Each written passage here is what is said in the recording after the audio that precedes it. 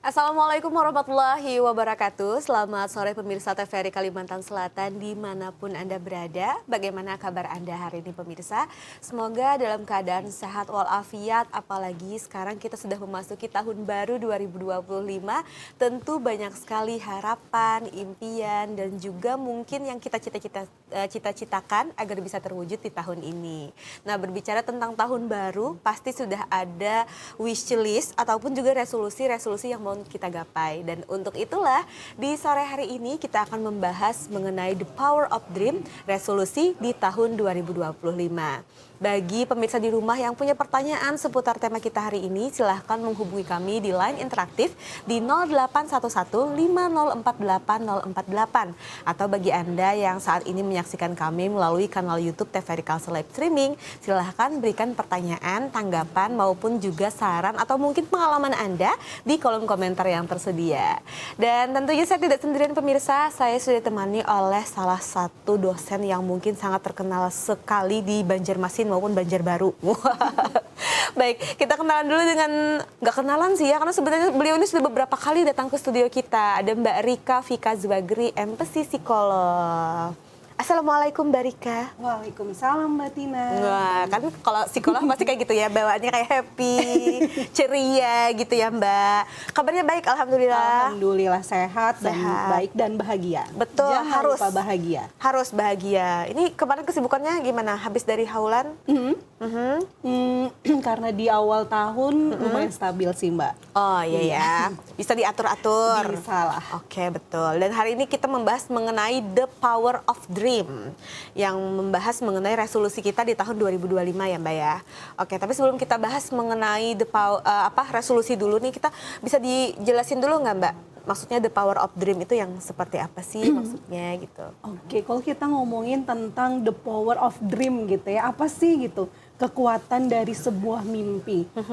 Hidup itu adalah tentang bagaimana caranya kita membuat mimpi.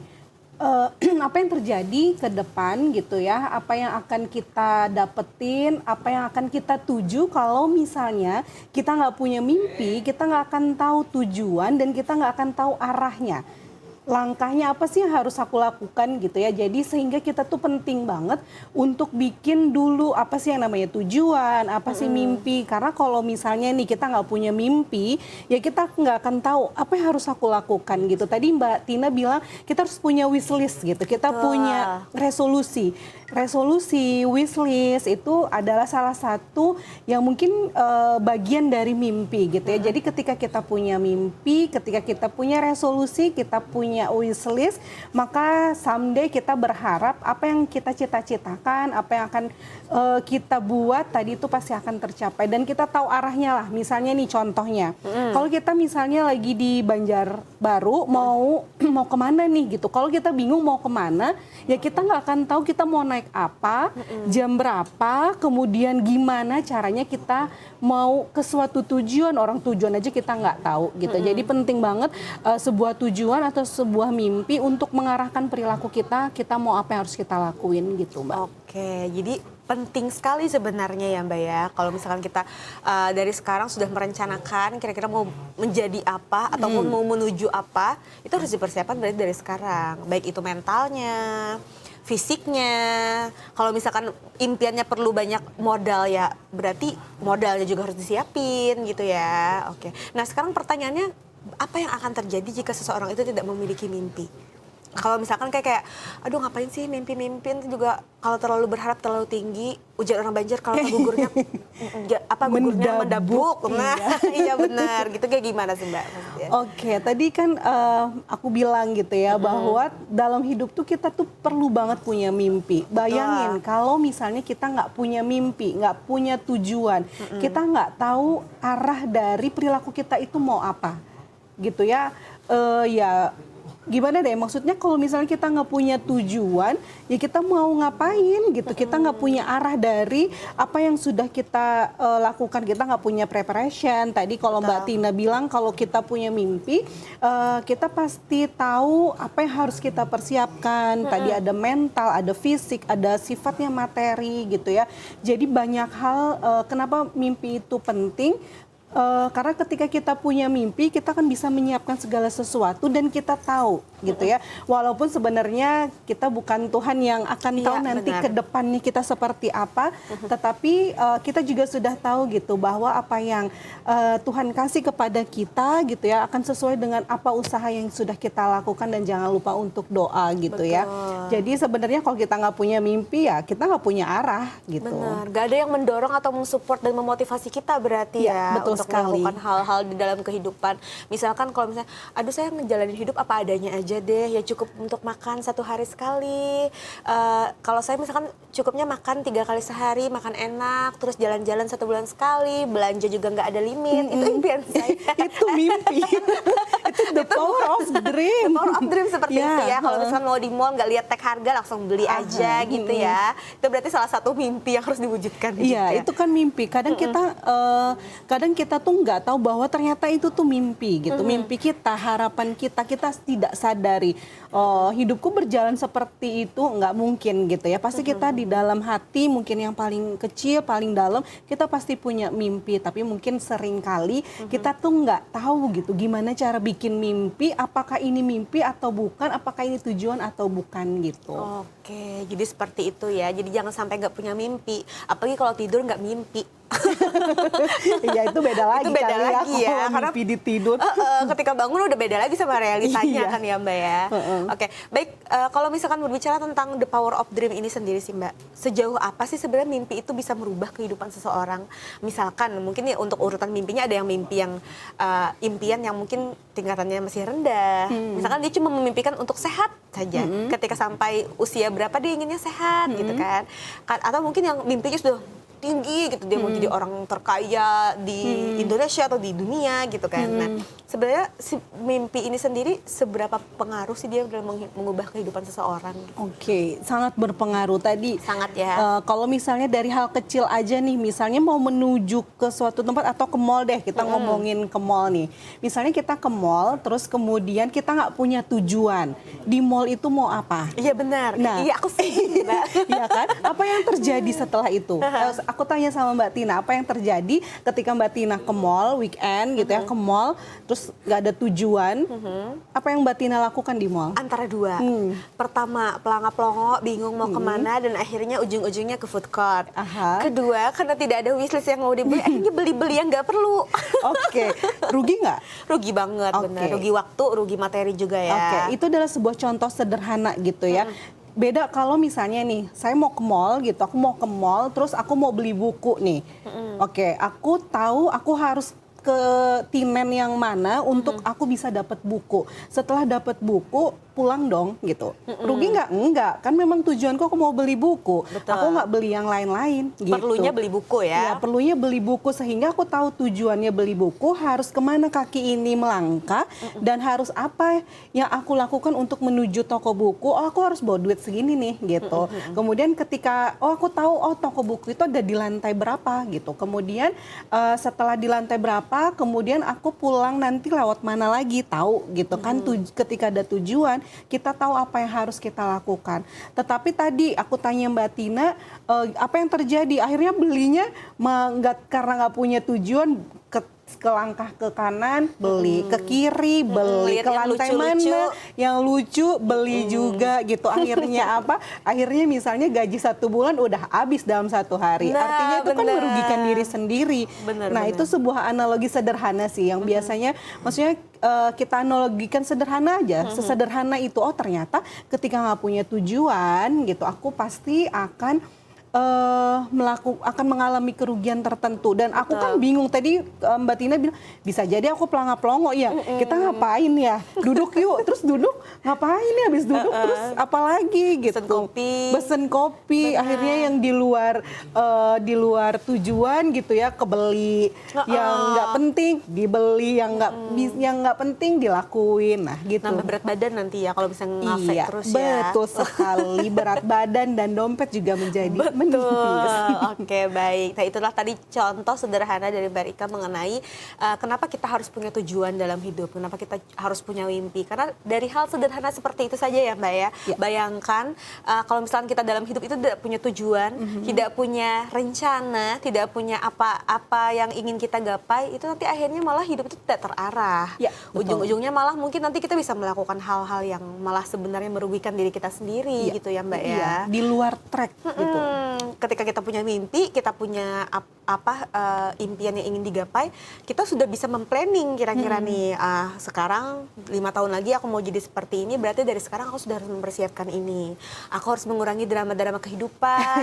Betul. Aku juga harus menghemat uang dari sekarang. Untuk masalah usia ataupun masalah umur, kita kan memang nggak tahu ya, itu ketetapan Allah atau ketetapan Tuhan. Tapi alangkah baiknya jika dalam hidup itu kita harus meniatkan segala hal itu untuk hal-hal yang baik ya Mbak ya. Iya, benar. Betul.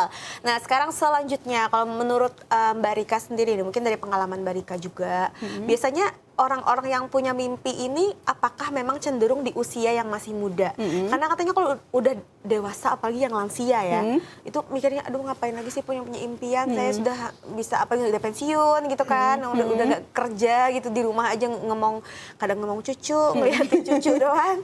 Nah itu biasanya apakah memang usia itu mempengaruhi dari mimpi-mimpi seseorang gitu? Oke, sepanjang kita hidup di sanalah tujuan atau mimpi itu masih berjalan gitu ya. Mungkin apa sih yang ngebedain orang di setiap usia, mungkin mimpinya yang akan berbeda-beda. Tadi Mbak Tina bilang ketika lanjut usia, oh mimpiku aku pengen hidup tenang bersama cucu gitu, main sama cucu, sehat, itu juga sebuah mimpi. Nanti mungkin beda lagi dengan Mbak Tina gitu ya, mimpinya tadi pengen belanja tanpa lihat price tag-nya gitu ya, pengen belanja dimanapun mau gitu makan ya. Siang di mana, makan malam siang di mana, gitu ya. mau ke Filipina gampang, mau ke Australia gampang, itu kan di usianya Mbak Tina. Mungkin nanti ketika anak-anak mimpinya juga pasti akan berbeda gitu. Oh, aku pengen main di playground sama mama papa di hari Minggu, itu mimpi buat mereka. Jadi selama sepanjang hidup gitu ya, sepanjang kita bernafas, tujuan, mimpi itu penting, masih bisa, maksudnya setiap orang masih bisa bermimpi, tapi mimpinya yang mungkin membedakan, tergantung ya tadi jenis mimpinya, kemudian usianya pengaruh ya apa, untuk pengaruh. usia ya. Ya bisa jadi. Effortnya juga beda nanti. Ya. Iya, masa iya sih kakek-kakek ngehayalnya ya 1 hari dalam 3 negara. Nggak mungkin. Kecapean ntar ya. Nah itu nanti kita bisa ngomongin tuh Mbak, tentang bagaimana kita membuat mimpi. Oke. Gitu. Kadang kita tuh kebingungan membuat mimpi itu seperti apa gitu. Nah kalau misalnya kita mau bikin mimpi, saya selalu bilang gitu, atau beberapa ahli gitu nyebutin, cobalah membuat mimpi itu dengan metode SMART gitu. SMART. Ya, SMART. Jadi spesifik. Jadi kalau mau punya mimpi tuh harus benar-benar spesifik. Ya. Biasanya tuh kita kalau ditanyain, Mbak Tina mimpi atau cita-citanya apa? Pasti jawabannya yang aku pengen ngebahagiain orang tua. Aku pengen hidup kaya. Aku pengen hidup bahagia. Itu tidak spesifik karena bahagia itu seperti apa? Iya, beda-beda ya. Beda-beda. Tingkat kebahagiaannya beda-beda. Iya, kemudian membahagiakan kedua orang tua itu yang seperti apa? Orang-orang tua ngelihat anaknya datang atau nelpon aja udah bahagia, apakah itu yang dimaksud mimpinya? Jadi sehingga kalau mau buat mimpi atau tujuan itu harus betul-betul spesifik. Misalnya 5 tahun, tadi kan udah di-spill juga, misalnya 5 tahun ke depan aku mau jadi, misalnya aku mau jadi miliarder gitu. Sehingga kita tuh udah jelas, oh tujuannya pengen jadi miliarder. Spesifiknya seperti apa? Dalam beberapa tahun itu juga harus jelas kapan cita-cita itu terwujud. Misalnya saya pengen kuliah S3 gitu, misalnya saya pengen lulus S3 di 3 tahun ke depan. Nah itu contoh mimpi yang spesifik. Benar. Karena ketika kita udah tahu kapan waktu yang kita butuhkan, kemudian secara spesifik apa gitu ya, di situ akan membuat kita lebih mudah Betul. mencapai mimpinya. Kemudian jangan lupa rasional. Kadang kita bikin mimpi nggak rasional ya. Iya, benar-benar. Pengen kalau belanja nggak lihat price tag, tapi kerjaannya cuma mager di rumah tidur doang gitu. Mungkin nggak tercapai mimpinya? Ya nggak mungkin. Nggak gitu. mungkin kalau nggak ada kerja keras ya Mbak Ya, ya. betul. Oke, berarti itu tadi smart. Pasti ada lagi itu penjelasan dari smart itu sendiri ya Mbak ya. Tapi kita akan bahas lagi pemirsa lebih detail lagi bagaimana cara mewujudkan mimpi tersebut. Tapi setelah jeda pariwara berikut ini. Tetaplah bersama kami dalam Hidup Sehat karena sehat itu indah dan menyenangkan.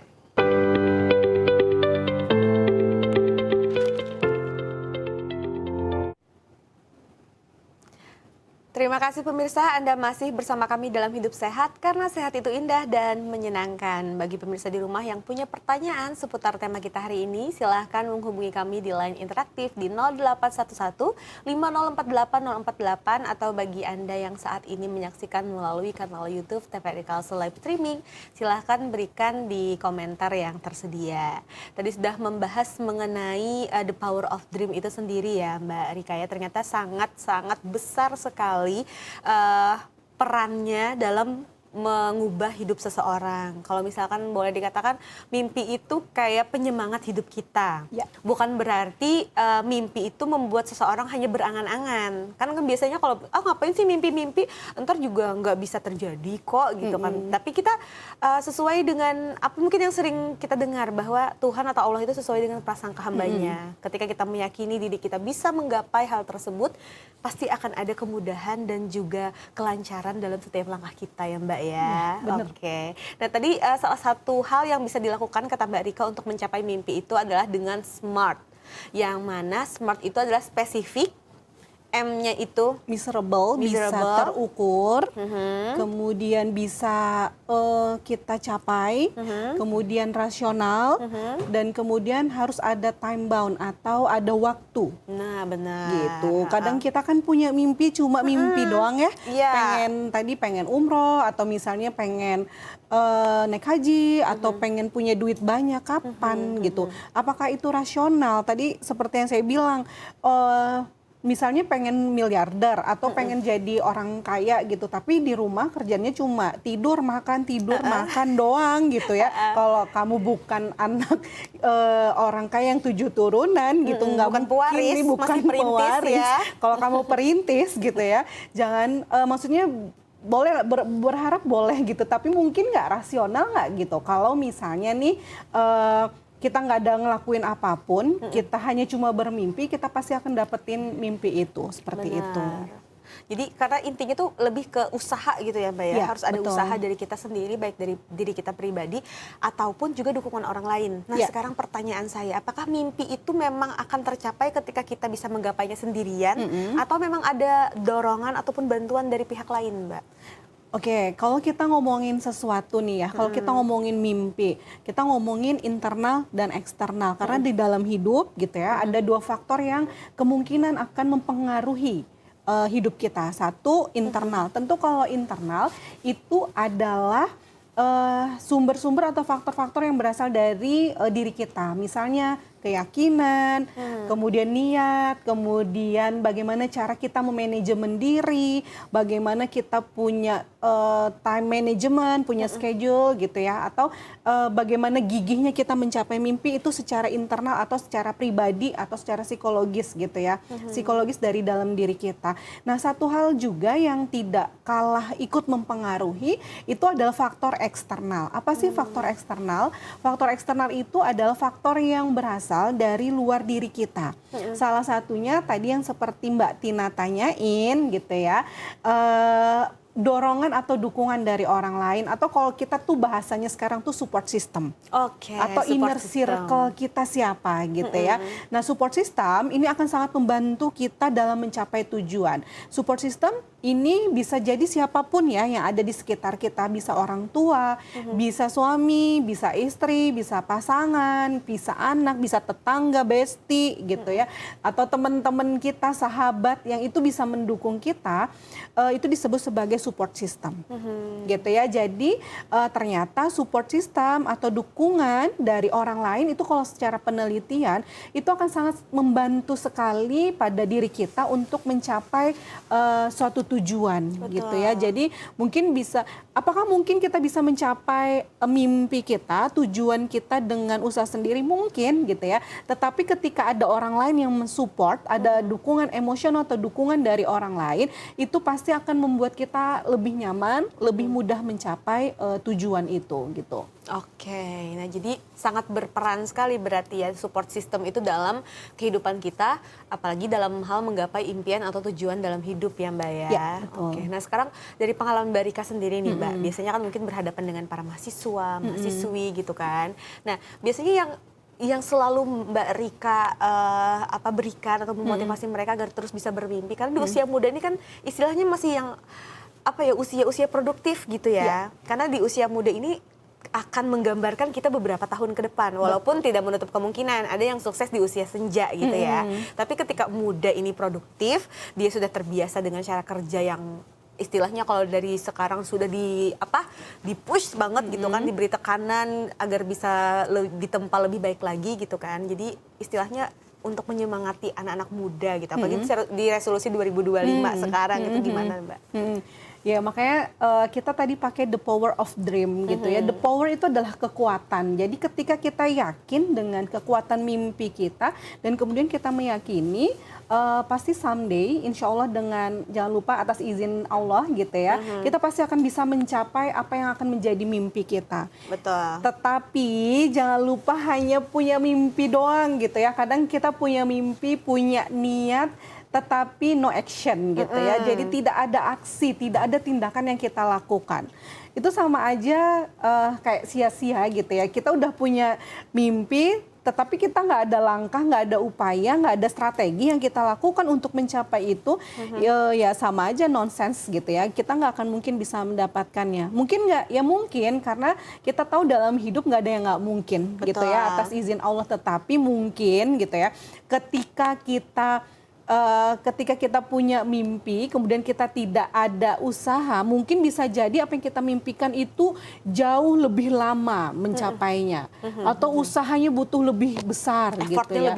Effortnya tuh lebih besar lagi untuk mencapai itu gitu ya. Jadi jangan lupa bermimpilah, tapi jangan lupa juga ambil tindakan, take action gitu ya. Agar apa? Agar kita bisa mencapai mimpi itu. Karena kalau cuma niat, walaupun kata orang gitu ya, kalau udah niat itu juga udah dicatat pahala, udah dianggap jadi gitu ya. Tetapi kalau cuma niat aja, cuma punya mimpi doang, aku pengen ini, aku pengen itu, tetapi nggak ada usaha gitu, maka itu nggak akan mungkin bisa tercapai. Jadi intinya do it, lakukan gitu. Do it ya, bukan duit. Bukan duit, tapi do it. Oke. Nah ini kebetulan sudah ada pertanyaan dari para pemirsa kita yang masuk ke kanal YouTube. Yang pertama dari Rizky Pahreza. Jangan-jangan mahasiswi Mbak Rika. Kayaknya. Bagaimana cara menjaga motivasi agar tetap semangat mencari pekerjaan di saat kita sudah mencoba melamar beberapa pekerjaan namun masih saja belum berhasil? Aku dulu juga kayak gini. Oke, yang pertama dulu ya Mbak ya. Bagaimana cara menghadapi mungkin ketika kita gagal ya dalam menggapai impian, apalagi pekerjaan impian kita gitu, apa yang harus kita lakukan? Oke, kalau kita ngomongin tentang motivasi, lagi-lagi kalau namanya motivasi itu ada namanya motivasi intrinsik, ada motivasi ekstrinsik. Apa sih motivasi intrinsik? Motivasi intrinsik itu adalah motivasi yang berasal dari dalam diri kita. Jadi seberapa kuat kita, seberapa dorongan yang kita punya gitu ya. Kalau motivasi ekstrinsik itu adalah motivasi yang berasal dari luar diri kita gitu ya. Nah tadi saya senang ketika Mbak Tina bacain itu bilang, oh ini tuh cerita aku dulu gitu. Kenapa? Karena ketika kita pernah mendengar cerita orang gitu, cerita sukses orang mengenai bagaimana dia menggapai mimpi, walaupun pernah jatuh berkali-kali atau gagal berkali-kali, itu juga bisa mendorong mimpi kita. Membangun motivasi kita gitu ya. Karena kalau motivasi intrinsik itu motivasi yang memang kita bangun sendiri. Misalnya salah satunya dengan mendengar cerita atau mendengar informasi tentang sukses story dari orang lain gitu. Kemudian kita menguatkan diri kita, oh aku pasti bisa, aku yakin, aku percaya diri gitu ya. Aku berharga kok, aku keren kok, aku pasti bisa mencapai itu dari diri. dari diri kita atau intrinsik, tapi ada satu motivasi juga yang bisa kita dapat, yaitu dari luar. Contohnya dorongan dari orang luar gitu, dorongan dari tadi inner circle, kemudian dari bestie kita, dari support system kita gitu. Tetapi kalau kita ngomongin motivasi, itu mending utama prioritas itu adalah motivasi dari dalam diri kita. Oke, karena lebih kuat kayaknya Lebih ya. kuat, karena kalau aku bilang tuh kayak gini deh, kayak motor. Motor itu kalau kita punya bensin, dia pasti akan cepat. Kalau misalnya motivasi eksternal atau ekstrinsik atau motivasi dari luar, itu kayak kita naik motor, kita didorong sama orang. Sama sampai tujuan nggak? Sama gitu ya. Apalagi kalau misalnya kita udah punya bensin didorong lagi sama orang. Wah, makin gitu pasti cepat. akan cepat sampainya gitu. Tetapi ketika kita berharap bahwa kita itu berharap pada orang lain saja atau tergantung pada orang lain, ya sampai kapan kita ngarepin kita baru bisa jalan kalau ada orang dorong. Kayak Gitu ya. bertumpu ke orang Kayak lain bertumpu ya. pada orang lain. Jadi mungkin tadi Mas siapa Rizky? namanya? Mas Rizky, ayo bangun motivasi internal dari dalam diri sendiri. Jangan pernah takut gagal gitu, karena gagal, dari kegagalan itu akan mengajarkan kamu untuk bangkit gitu ya. Saya yakin ketika kamu udah belajar, oh ini ternyata gagal gitu ya, aku harus mencoba lagi, karena banyak cerita orang sukses gitu ya, yang mulainya bukan dari langsung mendapatkan keberhasilan, tetapi mereka berhasil, mereka itu sukses dari apa? Dari yang namanya kegagalan. Belajar dari Ya, kegagalan belajar ya. dari kegagalan. Jadi jangan pernah takut gagal gitu ya. Dan yang penting sih sebenarnya yakin, be positif gitu ya. Positive thinking terhadap apa yang terjadi di dalam hidup kita. Ketika kita, kalau bahasanya itu sangka baik gitu ya. Iya, Ketika betul. kita punya sangka baik terhadap apa yang terjadi di dalam hidup kita. Oh, walaupun aku mungkin hari ini gagal, tapi aku yakin besok aku pasti berhasil. Itu sangka baik atau positive thinking gitu ya. Maka yakini apa yang kita positive thinking tadi, karena biasanya kegagalan itu dari beberapa kasus yang pernah saya tanganin gitu ya. Kenapa seseorang bisa gagal, kenapa seseorang itu bisa terlalu terpuruk dengan masalahnya, karena seseorang itu terlalu memiliki sangka buruk atau negatif thinking terhadap apa yang terjadi. Tadi misalnya, aku nggak mau mimpi, jangan-jangan ntar aku begini, ntar jangan-jangan. Nah, jangan-jangan kalau bahasa Banjarnya busiah itu kadang yang akan menghambat kita, yang menghalangi kita untuk mencapai mimpi. Ternyata musuh terbesar dalam diri kita, musuh terbesar ketika kita mencapai sebuah mimpi itu apa? Diri kita. Diri kita gitu. sendiri ya. Jadi harus bangkit dari kegagalan dan langsung coba lagi. Karena tidak ada kata menyerah untuk menggapai impian ya Mbak ya. Ya, benar. Baik, ini ada lagi pertanyaan selanjutnya dari Nala. Apakah manusia bisa hidup tanpa mimpi? Jawabannya sudah tadi, sebenarnya tidak bisa. Nggak bisa, karena kita besok mau ngapain aja itu disebut mimpi. Tapi mungkin kalau tadi Mbak Tina bilang, itu mungkin mimpi yang kalau kita di levelin tadi mimpi Betul. yang sederhana gitu ya. Sesuai usianya lah Mbak Iya, ya. tujuan. Jadi dalam hidup itu kita pasti punya tujuan gitu ya. Nggak mungkin hari ini kita tidur, pasti besok kita tahu dong kita mau ngapain gitu ya. Tetapi seberapa besar tujuan itu menjadi prioritas gitu ya, itu nanti akan mempengaruhi mimpi kita. Oke, baik. Nah, selanjutnya ini dari Dinda. Kalau misal sudah mempunyai cita-cita yang sangat diimpikan namun tidak tercapai, apa yang harus saya lakukan nantinya? Ini mungkin tips agar tidak terlalu meratapi, Mbak. Tidak terlalu meratapi kegagalan ataupun mungkin tidak terlalu terjebak di suasana yang istilahnya kayak merasa depresi. Kan ujung-ujungnya kan kalau terlalu bermimpi atau terlalu bercita-cita tinggi, ketika tidak menggapai dia malah menyalahkan diri sendiri, terus dia menyalahkan keadaan sekitar, dia menyalahkan banyak hal gitu, dan akhirnya malah depresi gitu kan. Itu bagaimana Mbak? Iya, mungkin bagaimana caranya move on gitu Move on, on dari apa yang sudah menjadi mimpi kita, kemudian ternyata tidak tercapai. Sangka baik dulu, jangan-jangan bukan tidak tercapai, mungkin bisa jadi tertunda gitu, bisa jadi nanti tercapai di suatu waktu gitu ya. Jangan khawatir, atau bisa jadi gitu ya, apa yang kita dapat hari ini mungkin itulah yang terbaik buat kita, karena sering kali kita tuh suka memaknai segala sesuatu yang kita dapat itu secara negatif. Betul. Sehingga padahal kan aku harusnya begini, jangan gitu. Ini tuh takdir Tuhan, kita nggak pernah akan lepas dari yang namanya takdir Tuhan gitu ya. Jangan-jangan apa yang sudah ditakdirkan aku hari ini adalah itulah jalan yang terbaik buat aku. Betul. Kenapa nggak dicoba untuk men-switch gitu ya, negative thinking menjadi positive thinking. Kalau aku nggak dapet mimpi, kemudian fokusnya pada kenapa sih aku nggak bisa capai mimpi ini, padahal hari ini gitu dia sudah mendapatkan posisi yang jangan-jangan memang itu yang terbaik buat Betul. dia. Yang menghindarkan dia dari mara bahaya. Iya, betul. Kita ya. seringkali suka sangka buruk sih terhadap apa yang terjadi di dalam hidup kita. Kenapa nggak kita coba gitu ya, mencoba untuk merubah hal-hal yang kita sangka negatif itu, kita rubah menjadi hal-hal yang sifatnya menjadi lebih positif. Jangan-jangan itu tadi mimpinya nanti, belum waktunya gitu. Atau jangan-jangan ini tuh udah yang terbaik buat kamu. Itu contoh dari sangka baiknya. Oke, jadi istilahnya dari sekarang coba kita memandang segala hal itu dari berbagai perspektif. Jangan hanya terfokus pada perspektif kita sendiri ya Mbak ya. Karena mungkin yang akan atau yang kita alami saat ini itu sudah merupakan takdir terbaik dari Tuhan. Dan kita mungkin yang kita impikan atau kita cita-citakan itu bukan yang terbaik untuk hidup kita. Iya, betul. Tapi bukan berarti kita harus menghilangkan mimpinya, harus tetap bermimpi ya teman-teman ya. Iya, benar. Jadi jangan maksudnya bukan berarti kita tapi maksudnya selain kita, hidup ini kan punyanya Tuhan gitu ya. Betul. Tuhan yang akan menjalankan kita pada posisi kita di mana yang harusnya kita berada gitu ya. Jadi ya gantungkan saja juga pada Tuhan dan jangan lupa tetap berusaha gitu ya. Karena segala sesuatu itu akan dimaknai effortnya seperti apa gitu ya. Jangan hanya niat aja, jangan hanya punya mimpi aja gitu. Oke, baik. Nah, ini pertanyaan selanjutnya dari Melody.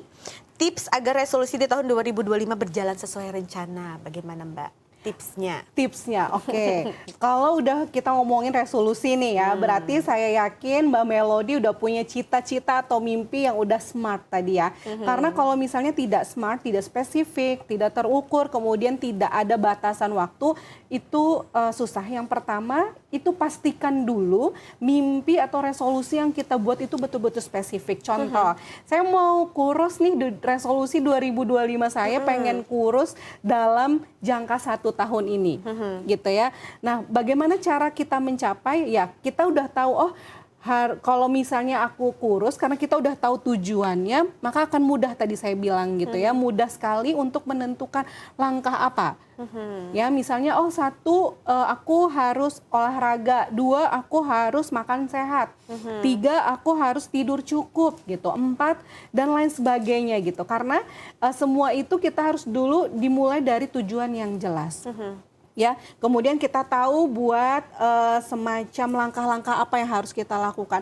Saya itu kalau di setiap ditanyain gimana sih cara menggapai mimpi, saya tuh selalu bilang karena ini pengalaman ya, coba buat semacam mind mapping atau peta pikiran. Atau misalnya saya suka punya dulu waktu saya kuliah, saya punya gambaran gitu.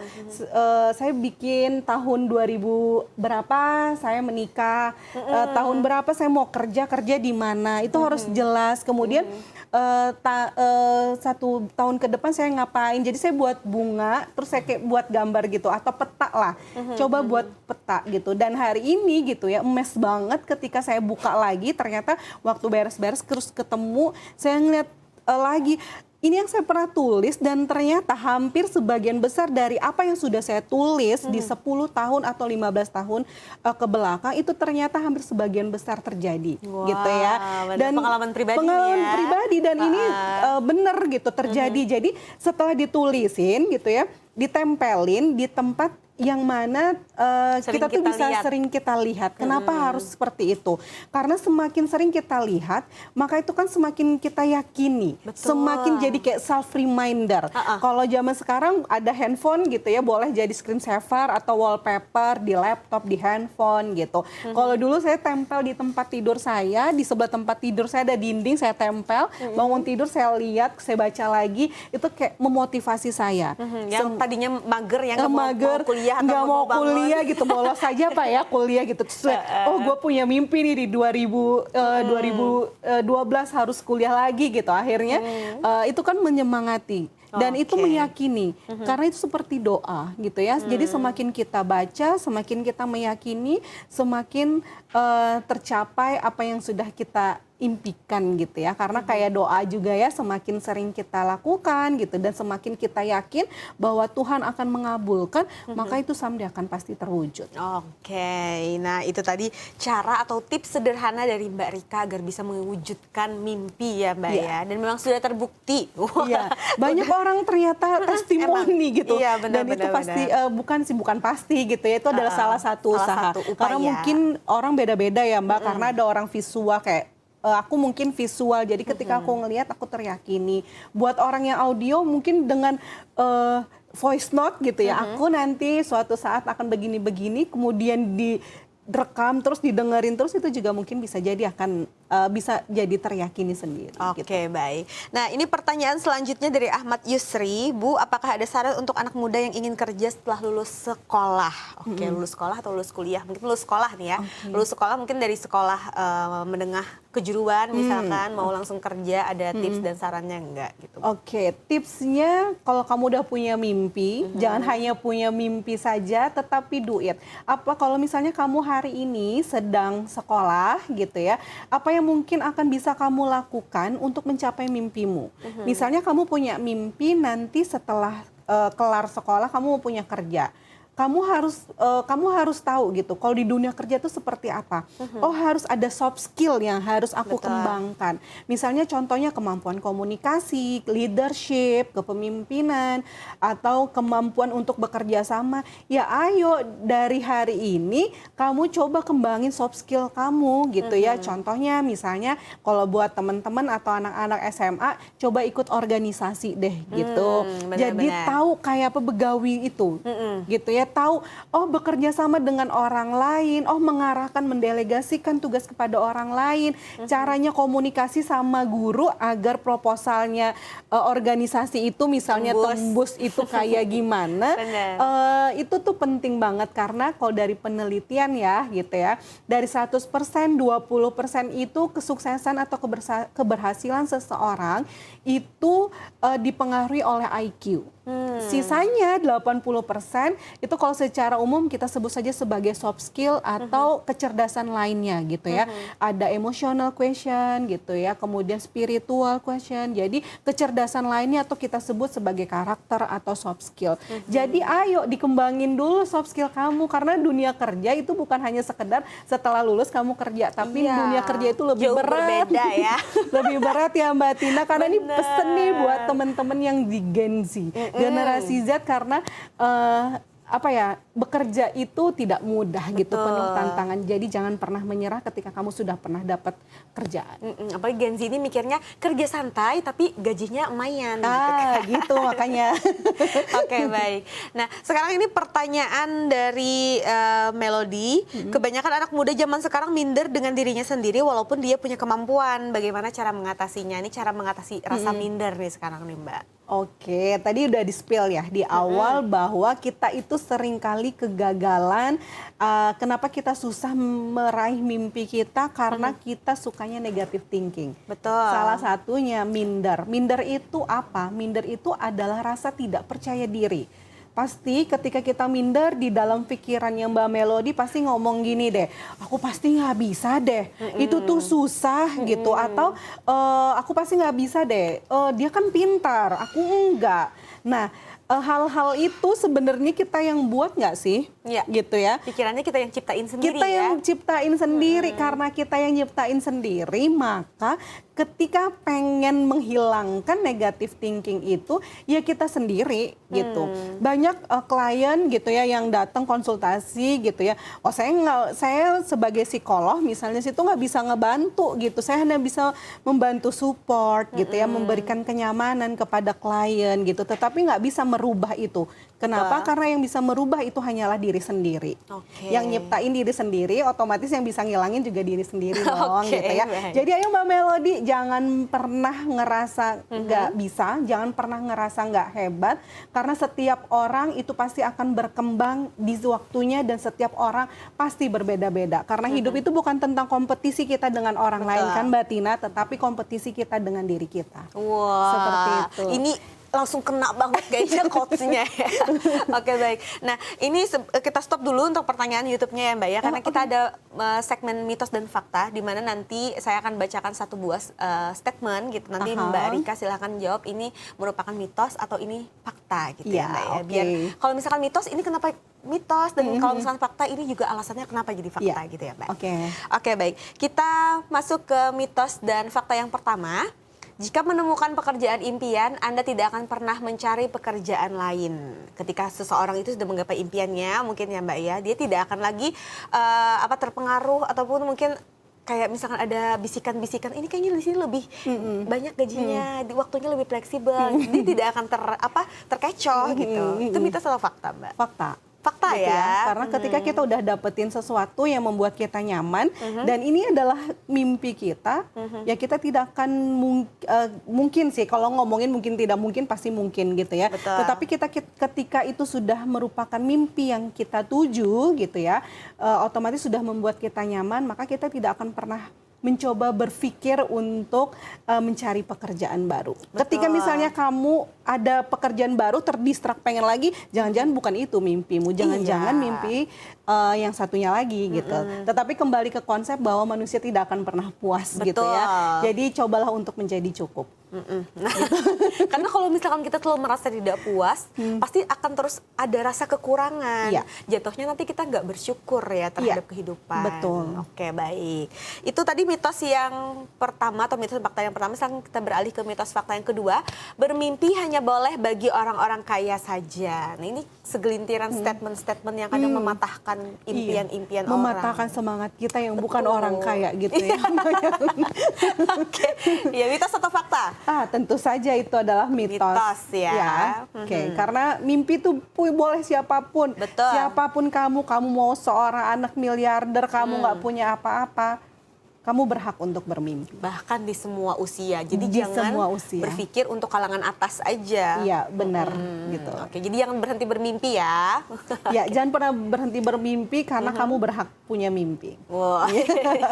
Oke, kita beralih ke mitos dan fakta yang ketiga. Resolusi yang positif wajib dilakukan untuk meningkatkan kualitas hidup. Mitos atau fakta?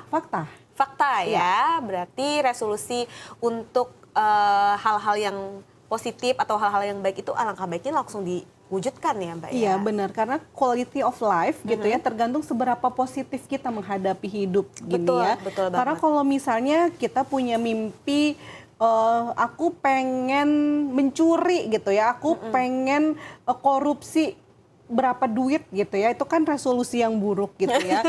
Itu pasti akan berkorelasi dengan the quality of life gitu, kualitas hidup kita gitu ya. Walaupun kita punya mimpi misalnya pengen punya uang banyak dengan cara korupsi, tetapi itu ada rasa bersalah gitu ya. Hidup tidak tenang, banyak was-wasnya gitu ya. Kemudian terlalu banyak kekhawatiran sehingga hidup tidak menjadi berkualitas dong gitu. Bedanya kalau misalnya kita punya resolusi yang positif, tadi misalnya pengen diet, terus mau pengen sehat, olahraga dan lain sebagainya, otomatis itu juga akan meningkatkan quality of life kita. Betul. Nah, jadi sangat pengaruh ya. Alangkah baiknya di 2025 ini berarti kita sudah merencanakan ataupun mungkin sudah meyakini ada resolusi-resolusi yang mau dijalankan yang positif tentunya ya Mbak ya. Iya, betul. Oke, baik. Kita beralih ke mitos fakta selanjutnya. Tidak hanya bermimpi, tindakan juga perlu untuk mencapainya. Mitos atau fakta? Fakta, karena tadi udah bilang do it gitu ya, take action gitu ya, penting banget. Kalau cuma sekedar mimpi, semua orang pasti bisa gitu ya. Betul, ini saya sekarang lagi mimpi ini dihujani uang. Tapi kalau cuma, tapi ini kan sambil bekerja ya. Iya. Ini do it. Bener-bener dihujanin langsung. Oke, berarti memang harus ada tindakan pasti, selain ada rencana ataupun mimpi yang sudah kita wishlistkan, harus ada tindakan ataupun mungkin aksi nyata yang sudah mulai digarap atau dilakukan ya pemirsa ya. Baik, kita balik ke mitos fakta selanjutnya.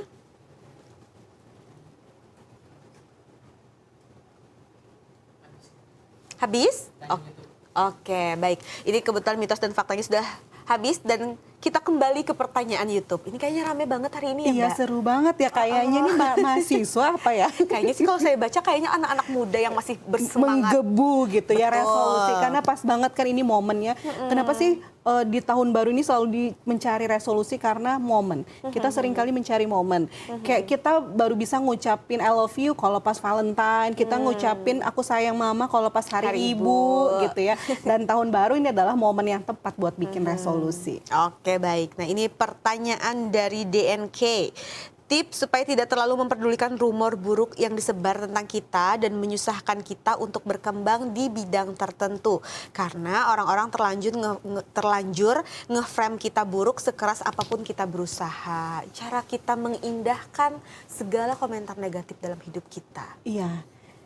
Itu susah banget gitu ya, challenging. Iya, apalagi betul. buat orang-orang yang seneng banget ngedengerin apa kata komentar orang lain. Kita sekarang tuh hidup di mana orang itu bebas berpendapat. Semua orang bebas ngejulitin kayaknya ya, mudah sekali ngejulitin, ngenyinyirin, ngefitnah, kemudian menghujat gitu ya, mudah sekali. Tetapi ketika kita punya kontrol diri yang kuat, maka kita bisa tidak mendengarkan apa yang disampaikan sama orang lain gitu. Saya selalu bilang cobalah tutup telinga gitu ya, tidak usah mendengarkan apa yang tidak harus kita dengerin. Karena seringkali kita suka cari tahu apa yang nggak perlu kita tahu gitu ya. Kita suka dengerin apa yang harusnya kita nggak usah dengerin gitu, sehingga itu secara psikologis akan membuat kita tidak nyaman gitu ya. Jadi kita belajar untuk ngefilter hal-hal apa yang bisa kita dengerin, apa yang kita tidak dengerin gitu ya. Contoh sederhana nih misalnya, kita kan punya sosial media. Betul. Kalau misalnya saya tidak mau, misalnya kita punya temen atau seseorang, atau kita tahu ketika kita baca status dia itu membuat kita tidak nyaman. Betul. Gitu ya. Bukan di unfollow gitu, jangan di unfollow gitu. Kita kan bisa melakukan filterisasi, misalnya nge-hide atau mencoba untuk menghindari tidak membaca statusnya, di-mute ya. Di-mute gitu. Jadi kita coba untuk memfilter apa-apa yang membuat kita bahagia atau apa-apa yang membuat kita tidak nyaman. Jadi cobalah untuk pilih hal-hal yang membuat kita nyaman gitu ya di dalam hidup. Karena tadi kita nggak akan mungkin, saya selalu bilang gini, dalam hidup itu ada satu hal yang nggak bisa kita rubah. Betul. Apa sih gitu yang kita nggak bisa rubah adalah pendapat orang lain terhadap kita, respons orang lain terhadap kita. Kita nggak bisa ngerubah orang lain itu seperti apa yang kita mau gitu. Tetapi satu yang bisa kita rubah itu apa adalah bagaimana respons kita terhadap orang lain. Gitu ya. Jadi bagaimana kita menghadapi julitan orang, nyinyiran orang gitu ya. Nah, itu yang bisa kita rubah. Kita nggak mungkin bisa lu jangan ngejulitin gua, lu jangan ngehujat gua, nggak bisa gitu ya. Tetapi yang bisa kita rubah adalah bagaimana kita bisa tetap tersenyum ketika ada orang ngejulitin. Betul. Kita bisa tutup telinga tanpa kelihatan dengan apa yang orang lain katakan terhadap diri kita. Jangan lupa kamu berharga, kamu hebat gitu ya, dan hidupmu bukan tergantung pada orang lain tetapi tergantung pada dirimu sendiri. Oke, nah itu tadi ya cara kita menghindari komentar-komentar negatif ya, agar terus bisa produktif, agar terus bisa menjalani kehidupan tanpa harus memperhatikan ataupun juga terkecoh dengan komentar-komentar orang lain. Benar. Karena hidup tadi kita yang jalanin, kata Mbak Rika. Iya, bukan mereka kan. Oke, baik. Oke, dan sebisa mungkin kita filter ya, mana yang memang bagus untuk diri kita, mana yang mungkin merasa tidak nyaman atau ini annoying dalam hidup kita, ya sudah disampingkan dulu. Iya. Oke, nah ini kebetulan ada lagi pertanyaan di YouTube kita yang masuk nih Mbak. Katanya menanyakan mengenai manfaat nikah muda. Menurut Mbak bagaimana? Mungkin kayaknya dia resolusi di 2025 ini nikah muda Mbak. Iya. Nah misalkan seorang itu punya resolusi 2025 nikah muda, itu cara kita menanggapinya, walaupun kita tahu betul ya sekarang nikah muda ini ada pro dan kontranya juga pastinya. Nah mungkin dari kacamata psikologi seperti apa gitu. Oke, ini nikah mudanya gimana nih? Tetapi saya pesan gitu ya, ketika menikahlah ketika kamu siap. Bukan ketika sudah waktunya atau ketika banyak orang yang nanyain kamu kapan menikah gitu ya. Karena menikah adalah tentang kesiapan. Jadi kalau misalnya menikah muda, asalkan menikah mudanya sesuai dengan peraturan di BKKBN, artinya sesuai dengan usianya gitu ya. Boleh saja nikah muda mungkin misalnya kalau peraturan dari BKKBN atau dari pemerintah itu misalnya 18 atau 19 tahun gitu ya. 21 ya Oh, sekarang 21 ya, benar-benar 21 itu yang kemarin. 20 misalnya 21 tahun gitu. Pastikan bahwa kamu sudah siap gitu ya, siap secara fisik, Betul. sehat secara psikologis gitu ya. Syukur-syukur kalau udah siap secara finansial. Tetapi ketika secara mental atau psikologis kamu udah siap gitu ya, kamu tahu segala resiko apa yang mungkin bisa dijalani, atau misalnya menikah itu bukan hanya happy-happy doang loh. Betul, Gitu, bukan kayak di drama-drama ya. bukan di drama Korea yang semua happy gitu ya, tetapi menikah itu adalah sebuah proses belajar sepanjang hidup gitu ya. Betul. Jadi kamu harus tahu konsekuensinya seperti apa gitu ya, positifnya gimana, negatifnya gimana, senangnya gimana, happy-nya gimana, sedihnya juga gimana gitu. Asal kamu udah mempersiapkan dengan hal-hal itu,